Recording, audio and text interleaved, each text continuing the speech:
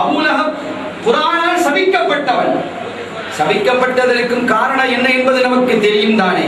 நபிகள் ஸல்லல்லாஹு அலைஹி வஸல்லம் அவர்கள் மீது புழுதியாறு வீசினான், தவறான வார்த்தைகளை சொன்னான். தப்பன் ஹாதா அலிஹா தப்பல்ல காலிஹாதா ஜமாஅத்தனா, இதற்காகவா இந்த சத்திய பிரச்சாரத்தை எடுத்து சொல்வதற்காகவா எங்களை நீங்கள் அழைத்தீர்கள்? நாசமாகட்டும் என்று சொன்னான். பொறுமையை உருவான கருணையை உருவான கண்மணி நாயகம் ஸல்லல்லாஹு அலைஹி வஸல்லம் அவர்கள் பொறுமை காத்தார்கள். தன்னை ஏசியவர்களையும் புழுதிவாரி தூக்கியவர்களையும் நபிகள் திருப்பி செய்வதில்லை. அந்த பொறுப்பெல்லாம் அல்லாஹ் எடுத்துக் கொண்டான். குர்ஆனின் நெடுகிலும் நாம் பார்க்க முடிகிறது. நபிகள் பொறுப்பார்கள். நபிகளை பற்றி யாரும் சொன்னால் இறைவன் பொறுப்பதில்லை. அப்படி அல்லாஹ் தஆலா ஏசினான்.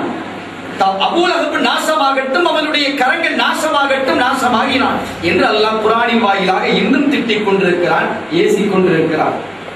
ஆனாலும் கூட அவனுக்கு கபரிலே திங்கட்கிழமை என்று வந்துவிட்டால் ஒரு சந்தோஷம் இல்லையா? நாம் எல்லாம் அறிந்த செய்திதானே. காரணம் என்ன? நபிகள் பிறந்திருக்கிறார்கள் என்ற செய்தியை சுவைபா அபூ லஹபினுடைய அடிமை பெண், உங்களினுடைய சகோதரர் மகனுக்கு சகோதரருக்கு ஒரு அற்புதமான குழந்தை பிறந்திருக்கிறது, ஒரு குழந்தை பிறந்திருக்கிறது என்ற சுப செய்தியை சொன்ன போது சந்தோஷப்படைந்த அபூ லஹப் தன்னுடைய அடிமை பெண்ணை சுட்டி நீ விடுதலை என்றான். அந்த ஒரு காரணத்திற்காக அவன் குஃப்ரியத்திலே இருந்தாலும் கூட மிஅராஜை மீலாது ஷரீஃபை அப்போதே அவன் கொண்டாடி இருக்கிறான். நபிகள் பிறந்த செய்தி அல்லவா, தன்னுடைய ஆட்காட்டியவர்களை சுட்டி சொன்னான், நீ விடுதலை துவைபா, உன்னை நான் விடுதலை செய்கிறேன் என்று குறிப்பிட்டு காட்டினான்.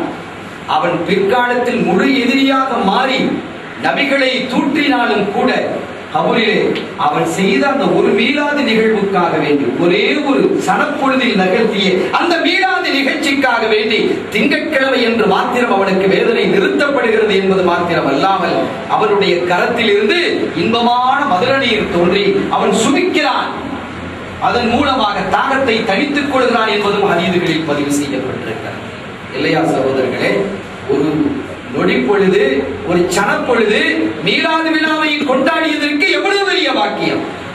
ஆக நபிகள் ஸல்லல்லாஹு அலைஹி வஸல்லம் அவர்கள் தொடர்பான, நபிமார்கள் தொடர்பான எந்த ஒரு பொருளுக்கும் மகத்துவம் இருக்கிறது, எந்த ஒரு நிகழ்ச்சிக்கும் சக்தியும் இருக்கிறது, ஆற்றலும் இருக்கிறது.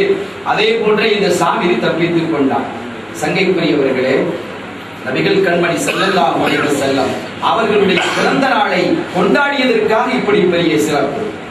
அதே போன்று கண்மணி ஸல்லல்லாஹு அலைஹி வஸல்லம் அவர்களினுடைய ஒவ்வொரு பொருளையும் கண்ணியப்படுத்தக்கூடிய, அவர்கள் தொடர்பான ஒவ்வொன்றையும் கண்ணியப்படுத்தக்கூடியவர்களுக்கு மகத்தான பாக்கியத்தையும் அருளையும் இவ்வுலகத்திலும் ஆகிரத்திலும் அல்லாஹ் வைத்திருக்கிறான் என்பதற்கு சான்று நிறைய இருக்கிறது. ஸல்லல்லாஹு அலைஹி வஸல்லம் அவர்களுடைய முபாரக்கான முடி இன்று வரை பாதுகாக்கப்படுகிறது, அவர்களுடைய பொருள்கள் இன்று வரை பாதுகாக்கப்படுகிறது. அதன் மூலமாக சிறப்பான நன்மைகள் இந்த சமூகத்திற்கு கிடைத்துக் கொண்டிருக்கிறது. இந்த பொருள்களை பாதுகாப்பதால், இந்த பொருள்களை கண்ணியப்படுத்துவதால் இத்தனை மகிமை, இத்தனை முபாரக்கான பாக்கியம் கிடைக்கிறது என்றால் அவர்களுடைய நாளைய ஷரீஃபை பாதரட்சைகளை பாதுகாத்து வைப்பதன் மூலமாக ஒரு கட்டத்தில் அந்த பாதரட்சை அவர்கள் காலையே அணியக்கூடிய அந்த நாளை சாட்சியாக கூட அமைந்த ஹதீதுகள் இருக்கிறது. சஹாபிக்கு சாட்சியாக அமைந்து அந்த செய்திகளை நான் விரிவுபடுத்த வரவில்லை. நபிகள் ஸல்லல்லாஹு அலைஹி வஸல்லம் அவர்கள் தொடர்பான ஒவ்வொரு நிகழ்வும் நாம் சொல்ல வந்தது, ஸல்லல்லாஹு அலைஹி வஸல்லம் அவர்களினுடைய இந்த தகவல்கள் எல்லாம் இன்று வரை பாதுகாக்கப்படுகிறது, அவர்களுடைய பொருள்களும் பாதுகாத்து வைக்கப்பட்டிருக்கிறது என்பதை குறிப்பிட்டோம். சஹாபாக்கள் அதை செஞ்சிருக்கிறாங்க எடுத்துக்கொண்டால், நபிகளினுடைய 40 வயதுக்கு முன்பாக நபிகளினுடைய நுபுவத் என்பது இந்த வையகம் படைக்கப்படுவதற்கு முன்பாகவே உள்ளது. அது நாம் அறிந்த ஒன்று. மதா புரைஸ்த நபியா யா ரசூலல்லாஹ், நாயகமே நீங்கள் எப்போது நபியாக அனுப்பப்பட்டீர்கள் என்பதற்கான பதில் எப்படி அமைந்திருந்தது? 40 வயசுல அப்படின்னா சொன்னாங்க ஸல்லல்லாஹு அலைஹி வஸல்லம். அப்படி சொல்லலையே. குந்த நபியன் ஆதமு பைனல் பாயி வத்தீன், ஆதம் அலைஹிஸ்ஸலாம் அவர்கள் தண்ணீருக்கும் மண்ணுக்கும் இடையில், அதாவது படைக்கப்படுவதற்கு முன்பாகவே நான் நபியாக இருக்கிறேன் என்றார்கள். எனவே நபியாக பிறந்த நபி ஸல்லல்லாஹு அலைஹி வஸல்லம். ஆக அவர்களை விடுதலை, அவர்கள் பிறந்த செய்தியை சொன்னதால் தான் சுவைபாவுக்கு விடுதலை கிடைத்ததின் மூலமாக அபூலஹபுக்கு இந்த வாக்கியம் கிடைக்கிறது என்று சொல்றார். சரி, சஹாபாக்களால் இந்த தகவல்கள் பாதுகாத்து வைக்கப்படுகிறது என்று சொன்னால் 40 வயதுக்கு முன்பாக ஸல்லல்லாஹு அலைஹி வஸல்லம் அவர்களை நபி என்று யாரும் ஏற்றுக்கொள்ளவில்லை.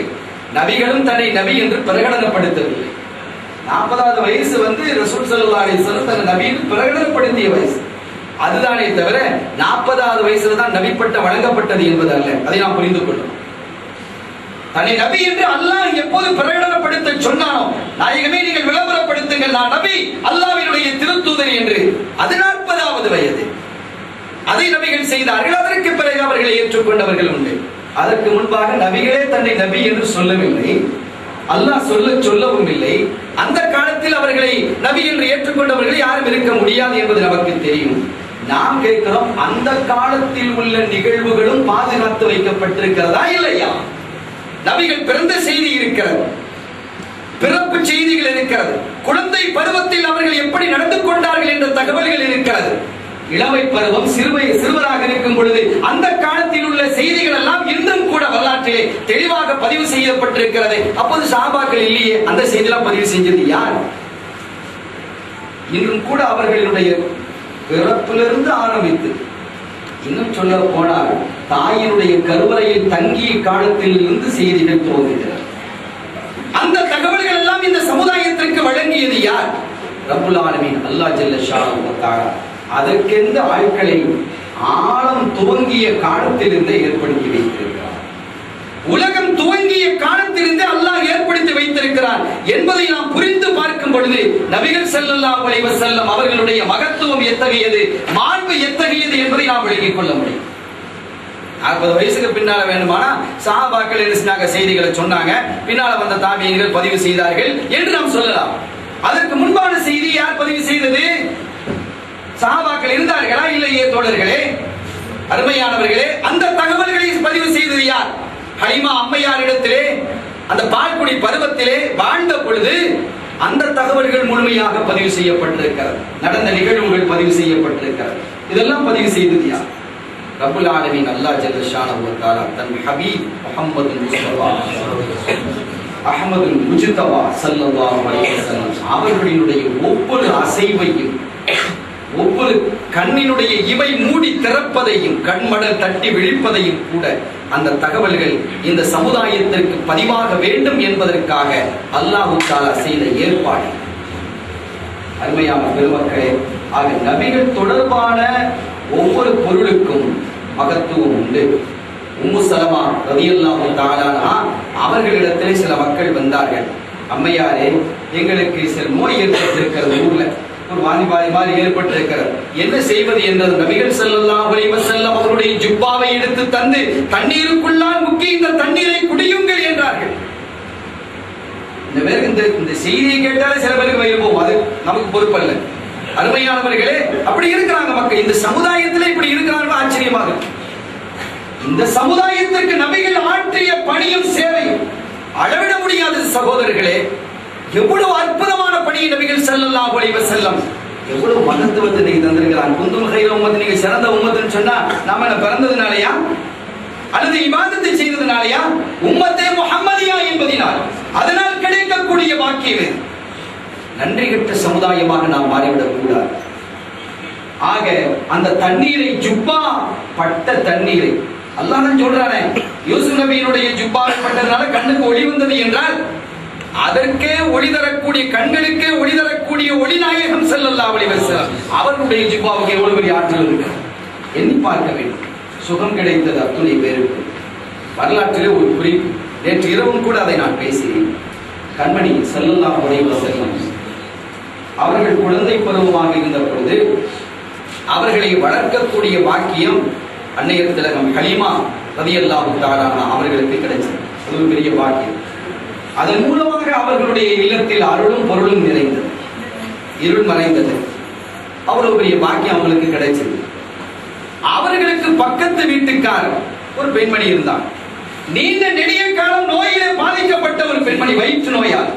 வயிற்று வலியால் பாதிக்கப்பட்டு அதற்கான பல மருத்துவ சிகிச்சைகள் செய்யப்பட்டும் கூட பலன் இல்லாமல்